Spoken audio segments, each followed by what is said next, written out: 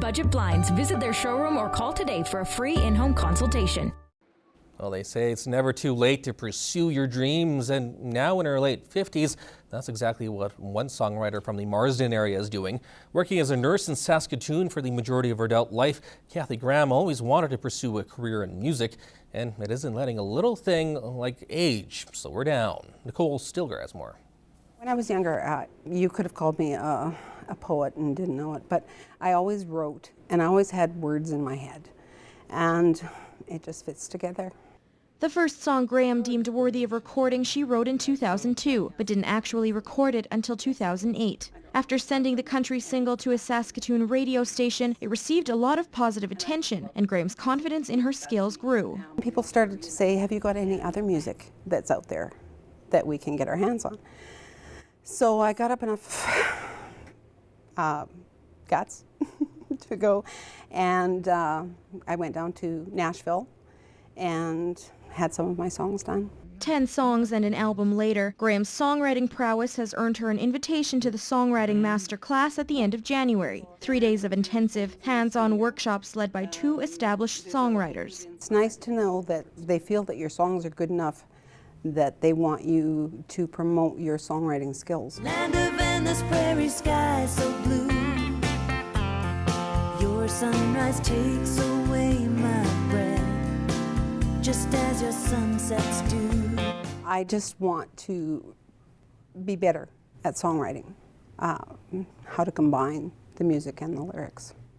And it will help me to expand my knowledge of people in the music industry in Saskatchewan. Here's where I feel free, open spaces beckon me, Saskatchewan.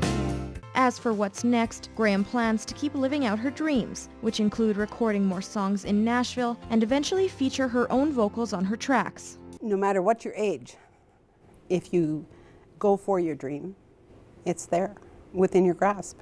I feel like God set me on this journey. He's the one that gave me the gift of songwriting, so I'm going to go for it. You can listen to Graham's music on YouTube or prairiegirlmusic.com. Nicole Stilger, Newcap News. Well, every year, firefighters battle home and wildfires throughout North America. It's a tragic occurrence that is not only dangerous, but can also bring some major loss for many. Battling these menacing fires is no easy job, but it requires a good amount of skill and strength and training. In this week's retrospect, Chris Chacon looks back over 20 years ago when the first woman ever joined the Vermilion Fire Department.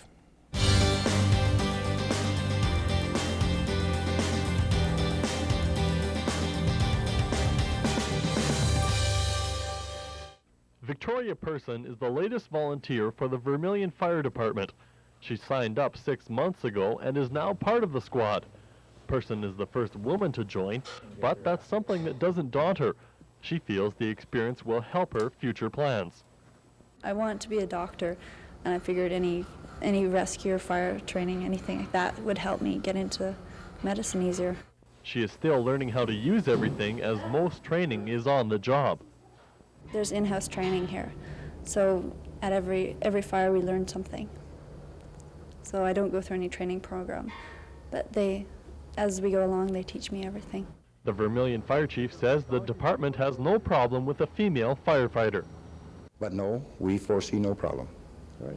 We have a great bunch of guys. It's a good town. The town works well with us, the county, and I don't see any problem with a lady firefighter. The chief says the squad has been open to any volunteer, but Victoria was the first woman to apply. Actually, this is the first one, I believe, in the fire department. I've been in the Vermilion Fire Department. I've been on since 1966. Prior to that, I'm quite sure there was no female firefighters. But we have a list, a voluntary list, and as their names come up, we phone these people, and if they're still interested in joining the department, they're welcome. We have an interview with them, and then if they're willing to come on, we'll take an in-house training. Mike Long, NewsHour. I caught up with the Director of Fire and Emergency Services for the County of Vermilion River to see how things are looking nowadays. In 2016, we have 152 firefighters on the roster, 23 of which are female. So we're about 15% of our firefighting population in the greater Vermilion River area, that's counting the towns and villages, is female. Although the Vermilion Fire Department doesn't currently have a female volunteer, the overall amount of female participants is much greater in the region, and as Oris Popple says, their contribution is much appreciated. That's all for Retrospect this week. I'm Chris Chacon.